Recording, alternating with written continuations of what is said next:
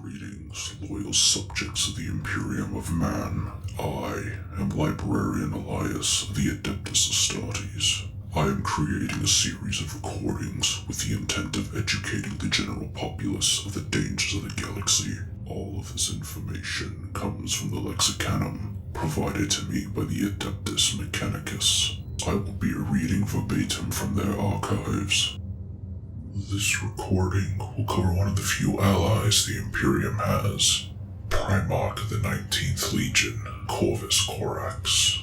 Corvus Corax is the Primarch of the Raven Guard Space Marine Legion. Growing up to become a revolutionary for the workers on Lycaeus, otherwise known as Deliverance, Corax became a master of guerrilla warfare and hit-and-run tactics. He remained true to the Emperor during the Horus Heresy, and as such, his legion took some of the heaviest losses of the war during the Dropsite Massacre. Corvus Corax was separated from the Emperor while still an infant by the 4 Chaos Gods. He was discovered on Lycaeus, the desolate moon of the planet Tenkiavar.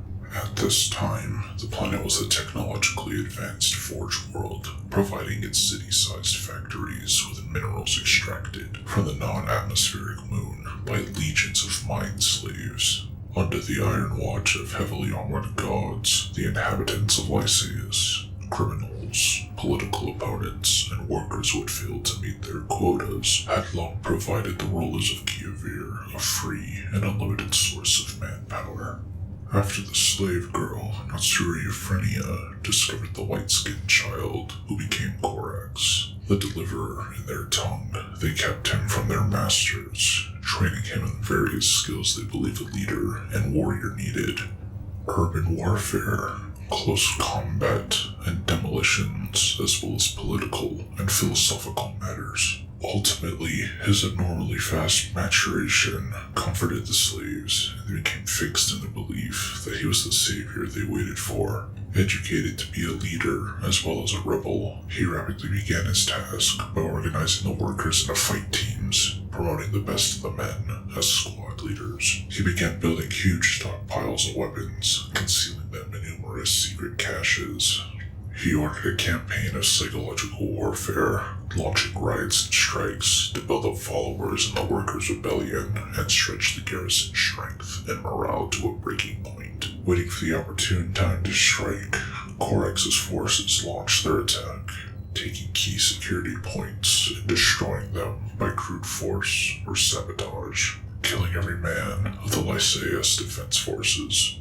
When Kiavir's rulers struck back, Corax was ready for them. He outmaneuvered and ambushed their forts on Lycaeus with his battle-hardened warriors, crushing their supply lines and striking the 5 biggest cities in Kiavir with 1 atomic mining charge each. The charges were embarked on small transport shuttles and reached the surface via a supply gravity well. Soon, their forces nearly destroyed, their vast factories unable to produce anything due to the mineral shortages. The tech guilds collapsed in civil war, while thousands had died in the nuclear bombardment of Kiavir.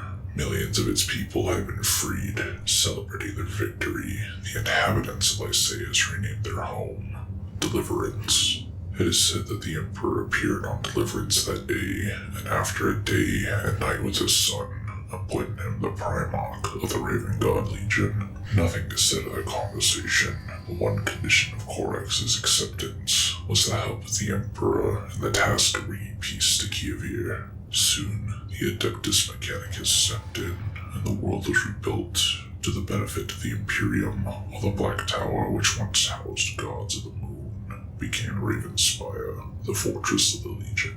During the Great Crusade, Corax's talents for planning and sabotage were of great effect, and the Raven Guard, fighting frequently under the orders of Horus, became renowned for an unmatched ability with covert ops, sabotage, infiltration, and lightning strikes. However, Corax and Horus never saw eye to eye, and after an argument, the 2 Primarchs nearly fought each other. Corax left Horus's command soon after. Corax also began to display great ill favor and mistrust towards Terran-born warriors within his legion, as opposed to those from Deliverance. This was due to Corax's disgust with the Terrans for their use of terror tactics, which reminded him of the Night Lords. Corax instead sought to transform the Legion into a force for liberation of the oppressed. While Corax bitterly opposed Horus violently sacrificing Terran-born recruits on the Battle of Gate 42, he nonetheless began to purge Terrans by sending them on forgotten crusades to the Galactic Rim and unexplored space. During the Crusade, Corax was frequently compared to Conrad Curze, Primarch of the Night Lords. The two were not only physically similar, but also alike in their childhoods and how they even waged war. However, unlike Curze, Corax retained a degree of humanity and did not engage in the mass slaughter the Night Haunter was known for. Corax himself was disturbed by the comparisons to Curze, while the Night Lord's Primarch himself came to hate the Raven Lord for the constant comparisons. During the Coronary Retribution, tensions between the two came to a head, with Corax confronting Curze over his mass slaughter of civilians. The two nearly came to blows, but Corax was able to convince Sevatar to pressure Curze to withdraw.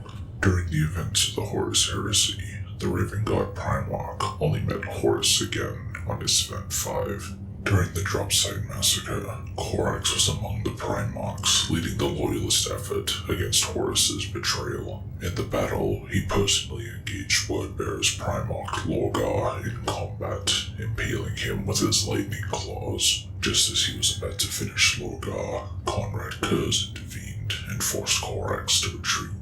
Though grievously wounded and forced to fight a guerrilla war on his Event 5 for the next 98 days, he escaped the slaughter with a handful of loyal Space Marines, thanks to the arrival of a small Raven God Navy led by Captain Bran Nev. Captain Bran had been left as reserve on Deliverance, and he departed the moon only due to strange dreams haunting the nights of Praefector Marcus Valerius, the commander of the Therian cohort, a loyalist Imperial Army regiment. Unbeknownst to both sides, the Alpha Legion had allowed Corax's escape to further the plans of Alfarius. On quitting the Esfand system, Horus sent back to Deliverance all the remaining ships, while he himself headed to Terra to seek the counsel of the Emperor. The Primarch was desperate, as the Imperium was collapsing. His Emperor needed warriors that Corax could not provide.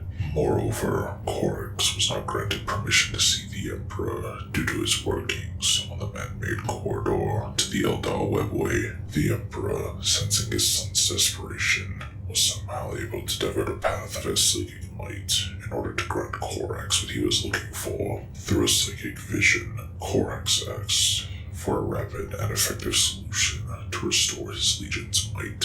The Emperor, feeling the righteous intent behind his son's question, implanted in his brain some selected memories concerning the project for the creation of the Primarchs and the exact place where the ancient laboratory was to be found. However, stated the Emperor, the laboratory was well guarded by a complex system called the Labyrinth, and it was up to Corax himself to find a way to pass through it. Corax was successful in this task, and what he attained was the common genome all Primarchs shared. From this genome, through tough selection, the Emperor created each of the 20, granting each of them some particular and well-defined traits, along with a number of commonly shared feats, such as increased growing rate, regenerative powers, intellectual acumen, and so on. Once back on Deliverance, Corax tasked his chief apothecary, Vicente 6, of retrieving the correct Raven God genome and start the direct implantation on fresh recruits. With the assistance of the loyalist Mechanicum, Genitor Nexon, or Landriaz, Six actually accomplished the task and went so far as to approach complete removal of the progenoid clans from the correct genome. In fact, the whole Space Marine would have grown directly, all his enhanced organs already present. The only exception would have been the Black Carapace, due to its synthetic nature, as the Carapace permits the interface to the power armor and is not a real organ itself. In this way, the progenoids would have been useless for future generations. With this knowledge, around 500 new, war-ready Space Marines were created in a few weeks. It is at this point that an infamous treachery took place. Some Astartes of the Alpha Legion, in a plan orchestrated by the Primarch Alfarius Omegon themselves, infiltrated the Raven Guard after the Dropsite Massacre. To obtain this, Alpha Legion apothecaries crafted the facial traits of some dead Raven Guard over the face of their own legionaries. The objective was to hinder the Raven Guard using their obtained knowledge, as this would have displaced the balance against Horus's forces, said the Cabal emissaries. Of course, since free to act as best suited, Alfarius Omegon had in mind to also recover the secret knowledge in order to expand their legion too. With the help of renegade mechanical Magos, Unithrax, and his forces on Kievar, the Alpha Legion tainted the original genome recovered from the laboratories of the Emperor on Terra. This was accomplished by introducing a virus-vectored mutagen based on demonic blood. Thus, the successive implantations result in still operational but deeply mutated Astartes that exhibited scales, horns, fangs, tails, overgrown muscles, and similar features. However, while the plan to corrupt the new Astartes were successful, the attempt by the Alpha Legion to destroy the Legion's gene seed was not. After this outburst of mutations and the discovery of the Alpha Legion infiltrators, Corax decided to stop the rebuilding of the Raven Guard and led his warriors, along with other war-capable, mutated Marines, with small squads striking like lightning on the enemy's weak spots. Following the battle on Ravendelve, Corax still was committed to combating the forces of Horus, compensating for his devastated legion's small numbers. He conducted raids, hit-and-run attacks, and instigated uprisings on traitor-controlled worlds. These included actions on Constanix II, Skurato, and Karandiru. Eventually, Corax reassembled the entirety of his surviving legion at the Dexius system. There, he contemplated the future of the Raven Guard, with many of his legion wishing to return to Terra to aid the Emperor against Horus's offensive. After evading a Night Lord's attack, Corax was again influenced by the visions of Marcus Valerius, who saw the Space Wolves were on the verge of destruction. Corax led the Raven Guard in the Battle of Yarant to aid the Space Wolves against traitor forces. During the battle, Corax led a suicidal last stand alongside Bjorn, but after witnessing the arrogance and vanity of Horus's forces, realized that it was not up to him to determine when he would die. He was a servant of the Emperor and would continue to aid him against the traitors until he met his end. Thus, Corax led an evacuation from Yarant and expressed his intent to continue resisting the traitorous War Master from the shadows. Corax and Russ made for deliverance, eventually meeting up with Lionel Johnson at the Raven God's Fortress Monastery. The Lion is quick to question the Raven Lord's absence from major fronts of the war, but his ire is put to rest by Russ, who points at the survival of his own legion as evidence of their worth. Russ declares he would join the Lion's crusade of vengeance, including warriors equipped with the new Mark 6 power armor produced on Kievar. Corax, however, is cautious to commit his bloodied legion to what he sees as a needlessly spiteful waste, and only assigns a small expeditionary force of his Raven Guard to the Lion's forces. Even in this role, Corax's forces will be used to eliminate key enemy targets ahead of the main Dark Angel's fleet in order to spare entire worlds from annihilation. The Raven Guard forces later took part in the Siege of Barbarous, assailing the homeworld of the Death Guard alongside the Dark Angels and Space Wolves. This would be their last recorded instance of assisting before Horus would be killed by the Emperor and the Heresy ended.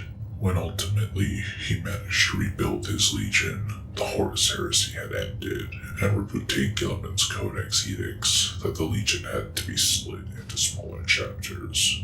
Knowing that Gilliman's vision was true, Corax split his forces, but remained unable to forget the growling monsters that he had personally created in the form of his mutated Marines. After pondering for hours as to what should be done, he decided to administer the Emperor's peace to the ones who remained. praying for their souls and his. Then, racked with guilt, he locked himself in his chamber in the Raven Spire, begging for the Emperor's mercy. Nobody knows if he received the absolution he required, but a year to the day after he locked himself in, he left the tower in deliverance on a course towards the Eye of Terror, never to be seen by the Imperium again. His last recorded words were, "Nevermore." Corax went to hunt the traitor Primarchs, seeking revenge for the Dropsite massacre. At some point he became mutated by the powers of the warp, turning into a creature made of darkness and shadow itself. Using his new abilities, Corax wreaked havoc on a word-bearer's demon world in the Eye of Terror, far beyond the abilities of the average word-bearer. The demon Primarch Wargear himself appeared before Corax, and the two engaged in a vicious duel. Corax managed to dominate the battle, forcing Wargear to retreat and close the portal he had arrived from. As Wargear vanished, Corax vowed that he would hunt down and slay the demon Primarch. Like his brothers, Corvus Corax wielded a set of wargear and abilities. In battle, Corax fared a heavy bolter for long-range killing, which he hefted and aimed as easily as an ordinary man would lift a battle rifle. He wielded two Archaeotech pistols as additional firepower. For close quarters fighting, he carried a three-headed power whip specifically crafted for him by the Adeptus Mechanicus, as well as a pair of lightning claws known as the Raven's Talons. In the absence of these weapons, he was more than able to tear apart enemies with his bare hands. Corax wore a jet-black suit of power armor known as the Sable Armor, which incorporated an advanced jump pack known as the Corvidid Pinions. The Sable Armor was also capable of masking his energy signature, and it could be used to jam nearby enemy communications. Corax's most potent ability, however, was his Wraith Slip, also known as a Shadow Slip or Shadow Walk. This allowed him to singly meld with the shadows around him, disappearing from the view of his foes before striking unseen. Following his reappearance sometime after the Heresy, Corax became empowered by the warp itself, able to contend with the demon Primarch Wargear. Corax is now capable of transforming himself into shadows, darkness, and flocks of ravens. This concludes the information regarding Corax. More in-depth information regarding him will be recorded at a later date. This is Librarian Elias, signing